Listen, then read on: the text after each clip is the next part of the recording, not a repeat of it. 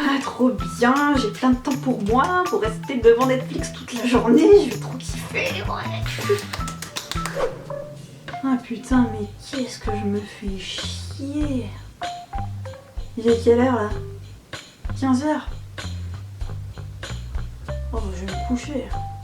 Bon, alors là, ça va pas.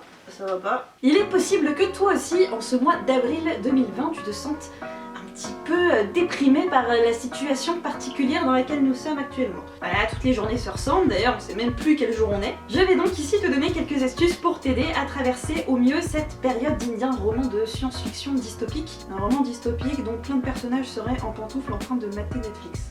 On commence avec le conseil que j'ai le plus de mal à appliquer personnellement. Essaye de continuer à te lever tôt ou du moins pas trop tard. Pas la peine de se lever à 5h du matin, enfin si t'y arrives tant mieux pour toi, mais pas la peine. Essaye pas non plus de te lever à 8h si tu t'es couché à 4h du mat la veille. Mais le problème c'est que si tu te lèves trop tard, bah, tu vas te décaler petit à petit, ça va grignoter ta journée. Et à la fin, bah, tu te rendras compte que ta journée est déjà bien entamée quand tu te lèves et ça va pas du tout te motiver. Et moi j'ai la solution. Là en ce moment je me couche à 7h et je me lève à 14h. Au bout d'un moment je vais réussir à me remettre dans le bon sens.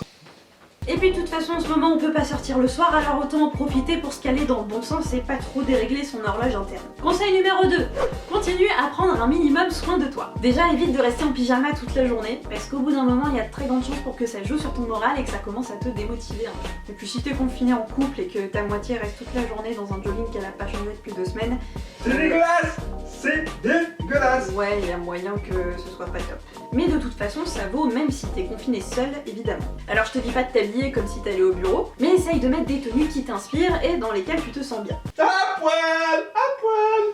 N'hésite pas donc à en profiter pour faire des essayages de tenues que t'avais pas encore testé avec ce que t'as dans ta garde-robe. Comme ça, quand tu vas sortir du confinement, bah t'auras plein de tenues de ouf que tu pourras ressortir. Tu peux d'ailleurs en profiter pour faire aussi des essayages de maquillage et de coiffure, mais ne fais pas n'importe quoi, repose tout de suite ces ciseaux.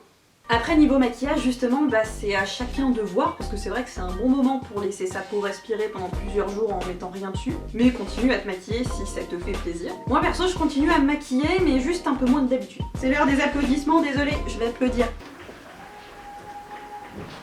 On passe au conseil numéro 3, avoir une bonne alimentation et faire des activités physiques. Et pas bouffer que de la merde. Voilà. Alors qu'on se le dise, ça veut pas dire qu'il faut absolument faire hyper attention à tout ce qu'on mange et ressortir du confinement avec un corps de mannequin de Victoria's Secret, pas du tout. Simplement que c'est important de donner le bon carburant à son corps pour qu'il puisse avoir de l'énergie et aussi se battre contre les maladies accessoirement. Moi perso j'essaye de varier au maximum les repas et d'inclure des légumes et des fruits à chaque fois dedans, d'essayer de manger équilibré à peu près. Mais quand même, je me fais plaisir de temps en temps, sinon bah on pète un câble. Je sais pas, je trouve qu'il y a un climat tellement oppressant en ce moment quand on va faire les courses que bah moi quand j'y vais, je me mets à paniquer et j'achète un peu des trucs que j'achète jamais d'habitude. Je sais pas, je dois me dire à un moment que si jamais c'est de l'apocalypse, bah je serais contente d'avoir mon paquet de dinosaures. Un peu comme l'autre là dans Zombieland avec ses Twinkies. Oh mon dieu! D'ailleurs, tu peux aussi profiter de ce confinement pour essayer de t'améliorer en cuisine et de tester des nouveaux plats. Pour ce qui est du sport, c'est pareil, je te conseille d'en faire régulièrement, même si t'as pas pour objectif de perdre 15 kilos en un mois. Tout simplement parce qu'en ce moment, comme on est chez nous 100% du temps, on est hyper sédentaire et ça c'est pas super bon pour le corps de manière générale. Tu peux d'ailleurs profiter en ce moment de pas mal de cours que des coachs donnent en ligne sur Twitch, sur YouTube, sur les réseaux sociaux. Moi par exemple, j'ai opté pour les lives de Justine Galis. Conseil numéro 4, prends soin de ton intérieur. J'ai saoulé mon copain, il s'est barré dans la chambre. Donc tu peux en profiter évidemment pour tout ranger de fond en comble, faire un méga tri, un méga ménage de printemps, etc. Mais t'es pas obligé et tu peux tout simplement ranger ton chez toi un petit peu tous les jours. Par exemple, si tu prends 10 minutes pour ranger un petit peu tous les soirs, le lendemain matin quand tu vas te réveiller, ça te fera du bien de voir que tout est bien rangé et ça va te motiver davantage pour ta journée. Tu peux donc très bien faire ça tranquille tous les jours en allumant ta télé en fond sonore. Et d'ailleurs en parlant de télé, on va passer au point suivant. Essaye de limiter et de filtrer les infos. Alors je t'apprends rien quand je te dis que avec la télé, les chaînes d'infos en continu, les réseaux sociaux, on est bombardé en permanence d'infos et que ces infos sont souvent anxiogènes, il est donc important de faire un petit peu de ménage dans tout ça. Évidemment, ça veut pas du tout dire qu'il faut faire l'autruche et arrêter complètement de s'informer, mais simplement qu'il faut s'informer de manière consciente en vérifiant ses sources. Je te conseille par exemple de regarder les vidéos de Hugo Décrypte qui fait un point tous les jours et qui utilise toujours des informations vérifiées.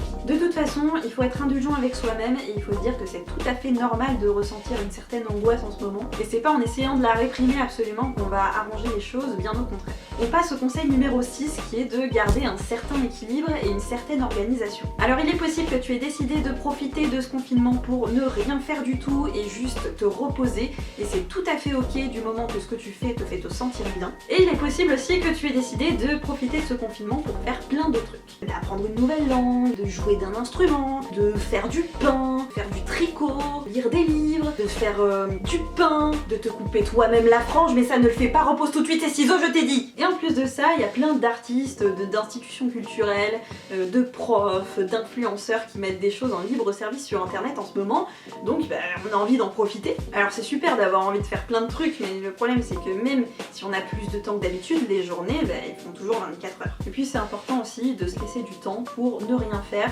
et juste glandouiller, faire ce qu'on a envie de faire sur le moment, mettre une série Netflix, jouer aux Sims, voilà. Ce que je te conseille de faire du coup, c'est de faire une liste avec tout ce que tu as envie de faire. Alors pas comme une to-do list, hein, le but c'est pas d'absolument faire tout ce que tu auras écrit, c'est juste de pouvoir te repérer et de savoir ce que tu veux faire en priorité, si ça te prend du temps, si tu as vraiment envie de faire ça, etc. Et ça te permettra d'y voir plus clair, surtout que parfois on a tellement de trucs qu'on a envie de faire qu'on sait pas par où commencer et du coup on commence pas. Si tu penses que c'est utile pour toi, tu peux aussi mettre des tâches dans ton agenda carrément en fait et mettre ça sous forme d'objectifs, genre cette semaine j'apprends les bases du tricot. On passe au 7e et dernier point, garde contact avec tes proches en y mettant un petit peu d'originalité si tu veux. Évidemment on sait tous qu'il est très important de garder contact avec ses proches en ce moment, de prendre des nouvelles, et c'est quand même un soutien énorme, surtout si on est confiné tout seul. Et on est beaucoup à avoir déjà expérimenté plusieurs fois les visio-péros, les apéros Skype, etc.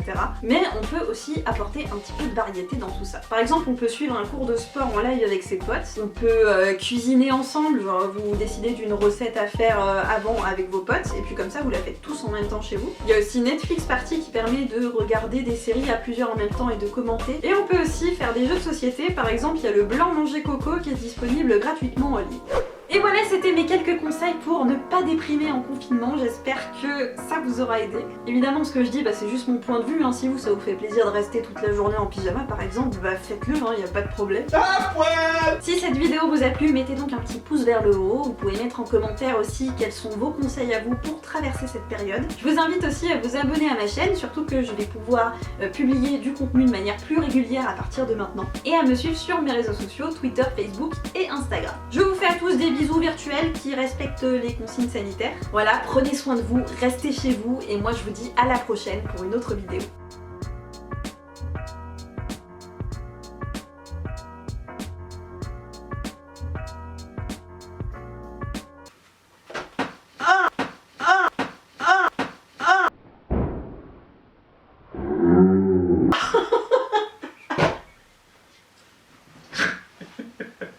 Elle était bonne celle-là.